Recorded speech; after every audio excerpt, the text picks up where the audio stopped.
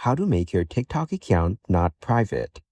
To get started, first of all, open up the TikTok application on your phone. You will then be taken to the TikTok homepage. On this page, go to the bottom right corner and tap on Profile. Now, go to the top right corner and tap on the menu. Then, tap on Settings and Privacy from the bottom.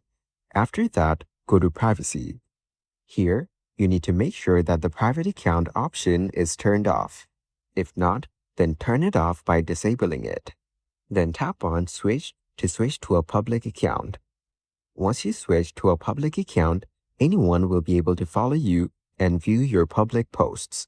Once your account is not private, anyone can stitch and view it with your videos, as well as download them. So, by following these simple steps, you can go ahead and easily make your TikTok account not private.